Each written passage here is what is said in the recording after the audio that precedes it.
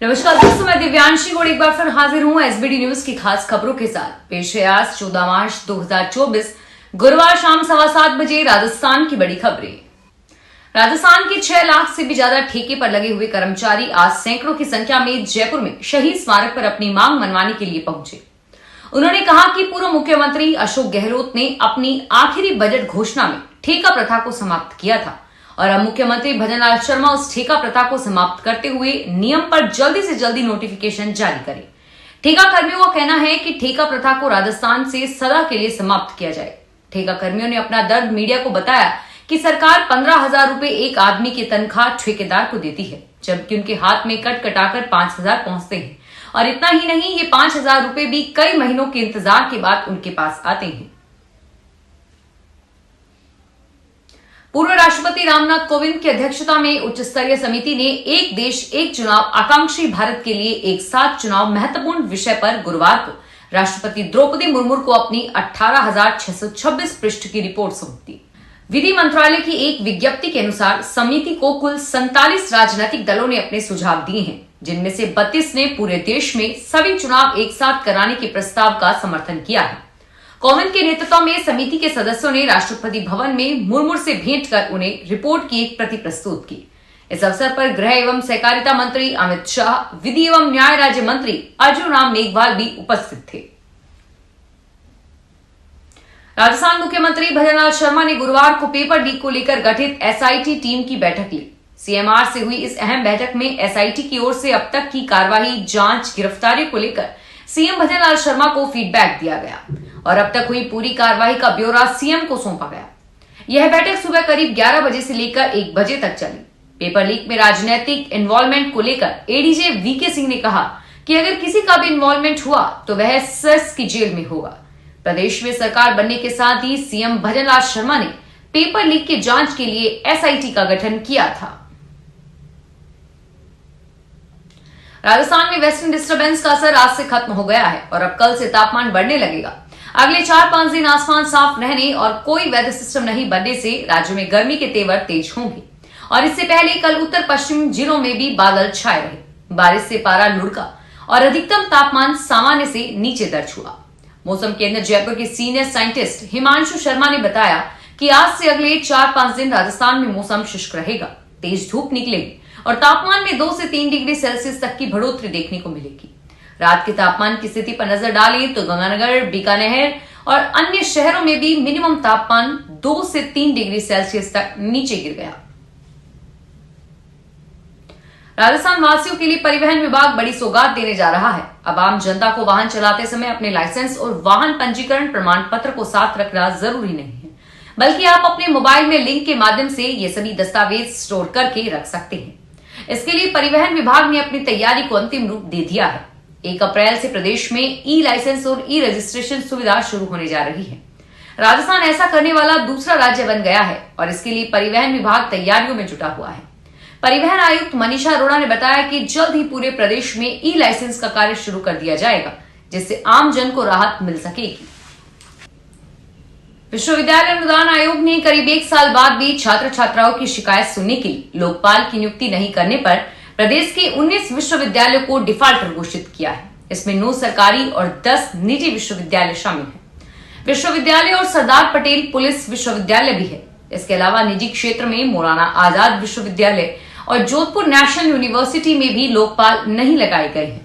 UGC ने विश्वविद्यालय अनुदान आयोग विनियम 2023 को 11 अप्रैल 2023 को आधिकारिक राजपत्र में नोटिफाई करके 12 अप्रैल 2023 को सभी विश्वविद्यालयों को पत्र जारी किया था, लेकिन बार बार रिमाइंडर कराने के बावजूद अभी तक देश के 228 यूनिवर्सिटी में लोकपाल नियुक्त नहीं किए गए हैं और इन्हें डिफाल्टर घोषित किया गया है, जिनमें 149 सरकारी, 67 निजी और 2 डीम्ड विश्वविद्यालय शामिल हैं। केंद्र सरकार ने अश्लील विषय वस्तु और सामग्री का प्रसारण करने वाले 18 ओटीटी प्लेटफॉर्म्स पर प्रतिबंध लगा दिया है। सूचना और प्रसारण मंत्रालय ने गुरुवार को एक वक्तव्य जारी करके कहा कि इन प्लेटफॉर्म के साथ साथ 19 वेबसाइट, 10 ऐप, जिनमें 7 गूगल प्ले स्टोर और 3 एप्पल ऐप स्टोर है, इनसे जुड़े 57 सोशल मीडिया अकाउंट पर प्रतिबंध लगाया है। सूचना एवं प्रसारण मंत्री अनुराग सिंह ठाकुर ने रचनात्मक अभिव्यक्ति की आड़ में अश्लीलता और दुर्व्यवहार का प्रचार न करने के लिए प्लेटफॉर्म्स की जिम्मेदारी पर बार बार जोर दिया है। यह सभी सामग्री प्रकाशित करने वाले 18 प्लेटफॉर्म्स को ब्लॉक किया जा रहा है। उच्चतम न्यायालय ने गुरुवार को राष्ट्रवादी कांग्रेस पार्टी के अजीत पवार गुट से यह हलफनामा देने को कहा कि वह लोकसभा या विधानसभा चुनाव प्रचार के दौरान किसी भी प्रचार सामग्री पर शरद पवार की तस्वीर का इस्तेमाल नहीं करेगा। न्यायमूर्ति सूर्यकांत और विश्वनाथ की पीठ ने अजीत पवार समूह की ओर से पेश किए गए अधिवक्ता मनविंदर सिंह से कई सवाल पूछे और तस्वीर इस्तेमाल के मामले में हलफनामा देने का निर्देश दिया। अदालत ने इस निर्देश के साथ ही मामले की अगली सुनवाई के लिए 18 मार्च की तारीख मुकर्रर करी है। राजस्थान में अब बिजली उत्पादन के लिए पहाड़ी पर पानी का स्टोरेज होगा और इसके लिए कोटा के जवाहर सागर डैम में 200 मेगावाट का एक पंप स्टोरेज प्लांट स्थापित किया जाएगा। करीब 40 साल पहले इसकी डीपीआर बनाई गई थी और अब जाकर हरी झंडी मिली। अब इस प्रोजेक्ट को लेकर कोल इंडिया लिमिटेड आगे आया है। इस प्लांट के लिए राज्य सरकार और कोल इंडिया के बीच एमओयू हुआ है। खास बात यह है कि राजस्थान में ऐसा पहली बार होगा जब पहाड़ी पर पानी का स्टोरेज किया जाएगा। दौसा कलेक्टर देवेंद्र कुमार ने गुरुवार को सीकराय पंचायत समिति के वीसी रूम में उपखंड स्तरीय जनसुनवाई में भाग लेकर अधिकारियों को विभागवार दर्ज प्रकरणों के निस्तारण के निर्देश दिए। सुबह 11:30 बजे कलेक्टर के पहुंचते ही ग्रामीणों व जनप्रतिनिधियों ने बिजली, पानी, सड़क अतिक्रमण सहित अनेक समस्याओं की शिकायतें दर्ज कराई, जिनके समाधान के लिए कलेक्टर द्वारा दिशा निर्देश भी दिए गए। कलेक्टर ने मेहंदीपुर बालाजी में होली पर आयोजित होने वाले मेले की तैयारियों को लेकर भी प्रशासन व पुलिस के अधिकारियों से चर्चा की। राजस्थान के जोधपुर के फैशन डिजाइनिंग एवं डेवलपमेंट इंस्टीट्यूट के सेंटर ऑफ एक्सीलेंस में खास तरह के जूते की डिजाइन को लेकर रिसर्च चल रहा है।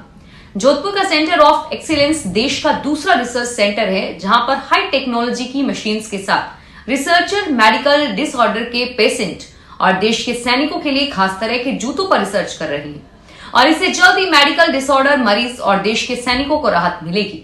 फैशन डिजाइनिंग एवं डेवलपमेंट इंस्टीट्यूट के डायरेक्टर अनिल सिंह ने बताया कि भारत सरकार द्वारा FDDI सेंटर ऑफ एक्सीलेंस को जोधपुर में बनाया गया है। यहां मेडिकल, डिसेबल और डायबिटीज के पेशेंट्स के लिए खास तरह के जूते तैयार करने के प्रोजेक्ट का रिसर्च चल रहा है। दरअसल किसी मरीज के अनुसार उसके जूते का प्रोडक्शन किया जा सके और इसके लिए रिसर्च चल रहा है। टोंक के दूनी नगर पालिका क्षेत्र में एक खाली खेत में भीषण आग लग गई। इससे अफरा तफरी मच गई और आसपास के लोग और किसान आग बुझाने के लिए मौके पर दौड़े। इसके बाद में सूचना पुलिस दमकल को लेकर इंजन चलाकर आग बुझाने लगे, लेकिन आग ने विकराल रूप ले लिया। सूचना के करीब 1 घंटे बाद दमकल की गाड़ी मौके पर पहुंची और उसने करीब 1 घंटे बाद आग पर काबू पाया। यह घटना बुधवार देर शाम की है। आग पर काबू पाने के बाद आसपास के किसानों ने राहत की सांस ली। दौसा जिले के सीकराय उपखंड मुख्यालय स्थित उप जिला अस्पताल के हालात बदतर बने हुए हैं। स्थानीय विधायक व मुख्य चिकित्सा एवं स्वास्थ्य अधिकारी द्वारा निरीक्षण के बावजूद अस्पताल प्रबंधन द्वारा व्यवस्थाओं में सुधार नहीं किया जा रहा और ऐसे ही हालात गुरुवार को उस वक्त मिले जब CMHO डॉक्टर सीताराम मीणा अस्पताल का निरीक्षण करने पहुंचे, जहां कई कर्मचारी बिना सूचना के नदारद मिले। CMHO के निरीक्षण के दौरान अस्पताल की साफ सफाई दुरुस्त नहीं मिली तो वहां मेडिकल स्टाफ भी कोई ड्रेस कोड में नहीं था। चित्तौड़गढ़ में जिला कलेक्टर आलोक रंजन ने PHED विभाग के क्लर्क को सस्पेंड कर दिया। सही ड्रेस नहीं पहनकर आने पर यह एक्शन लिया गया। दरअसल कलेक्टर ने गुरुवार को PHED विभाग का निरीक्षण किया। इस दौरान उन्होंने ऑफिस में फाइल्स के ऑनलाइन नहीं होने पर नाराजगी जताई। इसके अलावा उन्होंने विभाग में पोस्टेड क्लर्क को सही ड्रेस नहीं पहनकर आने पर सस्पेंड कर दिया और साथ ही इंजीनियर्स पर विभागीय कार्रवाई करने का आदेश दिया। उन्होंने बंद पड़े ई-मित्र को चालू करने के भी निर्देश दिए हैं। श्री श्याम मित्र मंडल सीकर हाउस समिति जयपुर की 31वीं पदयात्रा गुरुवार को राम मंदिर सीकर हाउस से निकाली गई। यह निशान पदयात्रा हरमाड़ा, चोमू, रिंगस होते हुए 18 मार्च को खाटू श्याम पहुंचेगी। खाटू श्याम निशान पदयात्रा की शुरुआत बाबा के पूजन के साथ हुई। निशान यात्रा में शामिल बैंड के साथ भजनों की मधुर ध्वनि से वातावरण भक्तिमय हो गया। फिलहाल इस बुलेटिन में इतना ही और फिर हाजिर होंगे तमाम बड़ी खबरों के साथ। धन्यवाद।